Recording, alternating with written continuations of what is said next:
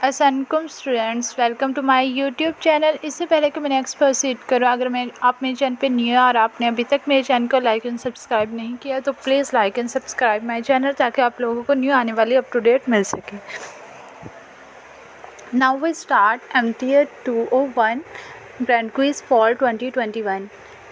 हमारे पास first quiz है the intersection of two surface. जब हम टू सरफेस का इंटरसेक्शन लेते हैं is a plane in 3 dimension space. उस प्लान पे जो 3 डायमेंशन स्पेस पे होता है, तो ऑप्शन ए इसका करेक्ट ऑप्शन है। नेक्स्ट है हमारे पास double integration x d of x d of y. अब हम विद रिस्पेक्ट टू एक्स जब इंटीग्रेशन लेंगे तो एक्स आएगा। जब हम एक्स में लिमिट पुट करेंगे 2 - 1 क्या आएगा 1। अब हम 1 को लेके 1 एक कांस्टेंट है, उसकी with respect to y integration करेंगे तो क्या आएगा हमारे पास वाई। वाई में जब हम लिमिट पुट करेंगे तो 1 आएगा। तो यहाँ पे जो इसका बी ऑप्शन है वो इसका करेक्ट ऑप्शन है। नेक्स्ट देखते हैं। नेक्स्ट है हमारे पास when the range consist of dash number the function are called the real value function.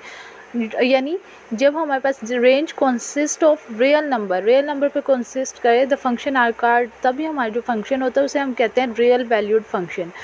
तो यहाँ पे जो ऑप्शन बी है वो इसका करेक्ट ऑप्शन है। नेक्स्ट देखते हैं।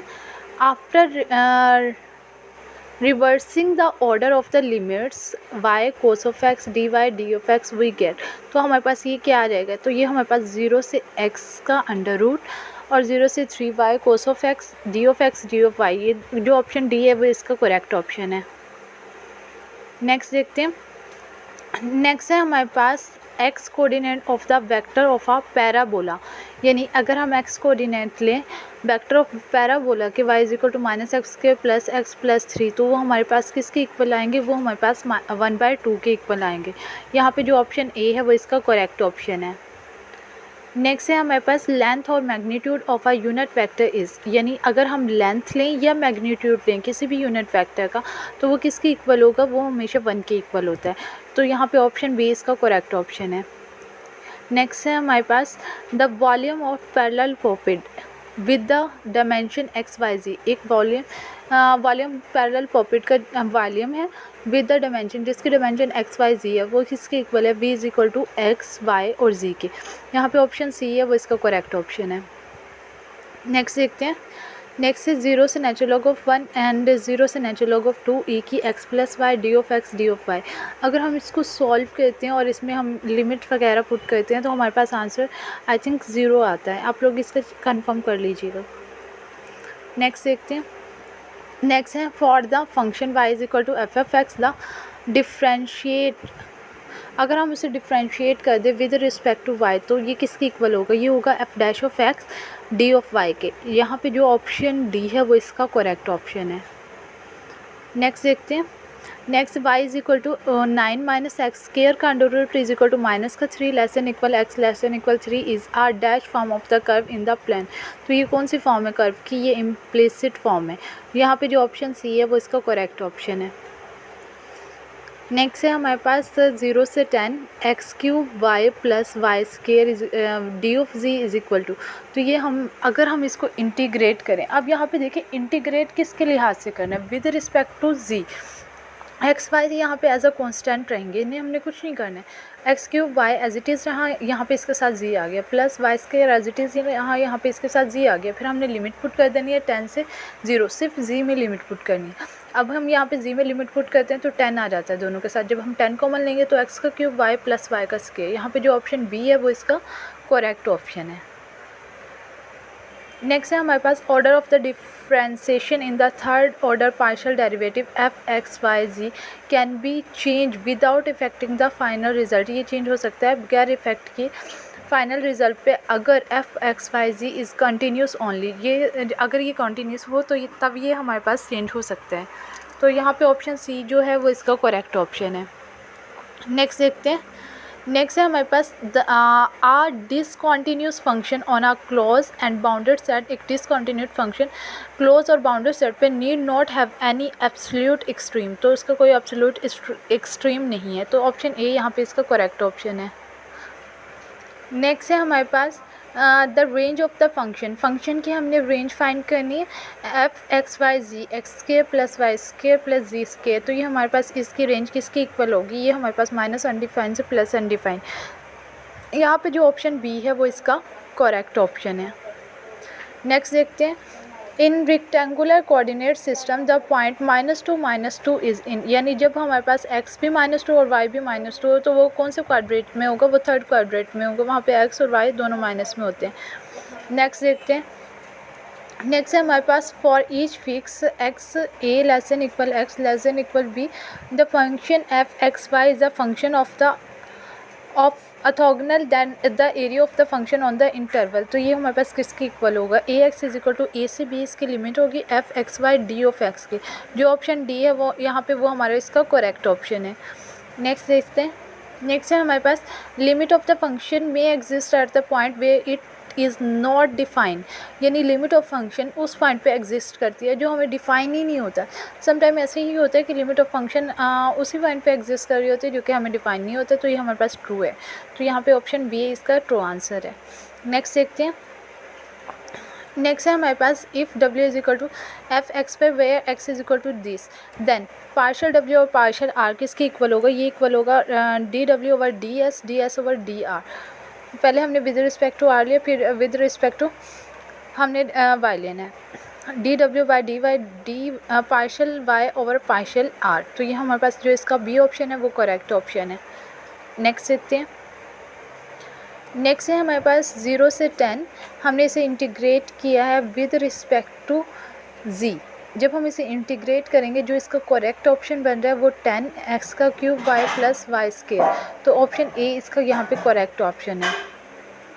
नेक्स्ट देखते हैं, नेक्स्ट है हमारे पास the gradient of a scalar function. एक हमारे पास स्केलर फंक्शन है, अगर हम उनका ग्रेडियंट लें यानी पार्शियल डेरिवेटिव लें इज ऑलवेज रिजल्ट, तो उस फंक्शन का रिजल्ट क्या होगा, जब फंक्शन ही स्केलर है तो उसका जो रिजल्ट आएगा वो भी स्केलर ही होगा। तो यहाँ पे ऑप्शन सी जो है वो इसका करेक्ट ऑप्शन है।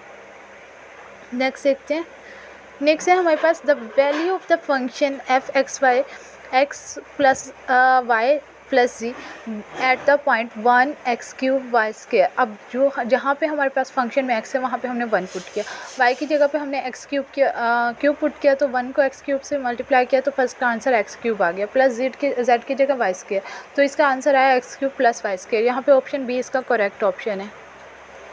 नेक्स्ट देखते हैं, नेक्स्ट है हमारे पास if dash on R then double integral f x y d of A greater than equal हो 0 से, तो हमारा जो फंक्शन होगा वो भी ग्रेटर देन इक्वल होगा 0 से।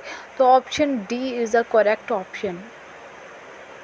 नेक्स्ट देखते हैं, नेक्स्ट है हमारे पास the cylindrical coordinate system is used to determine the position of any object. जो साइक्लिंड्रिकल कोऑर्डिनेट सिस्टम है वो डिटरमाइन करता है position of any object in 3 dimension. यहाँ पे जो आपका ऑप्शन डी है वो इसका करेक्ट ऑप्शन है।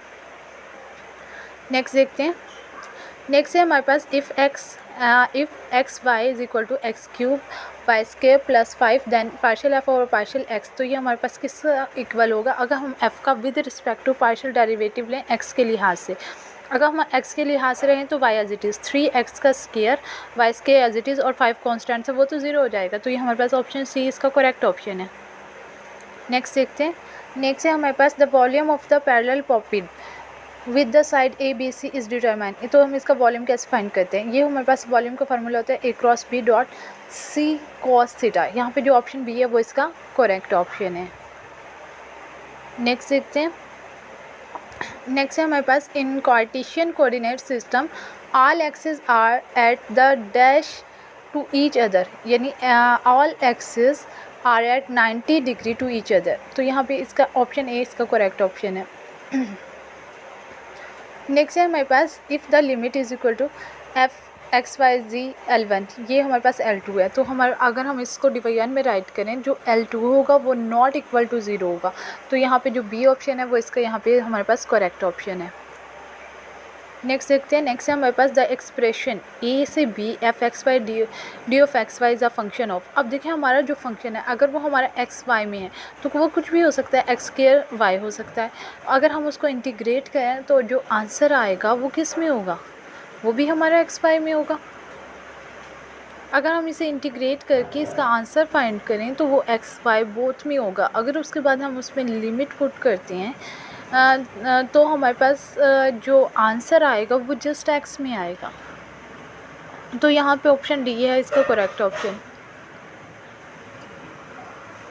नेक्स्ट है हमारे पास for a line join 2 points, यानी एक लाइन 2 पॉइंट पे ज्वाइन करती है P and Q, direction of the cosines, cosine की direction, the distance between the point, इन पॉइंट के दरमियान जो डिस्टेंस है वो 3 का अंडर रूट है। तो इसका जो आंसर है 1/3 का अंडर रूट, 1/3 का अंडर रूट, 1/3 का, यानी option A is the correct option.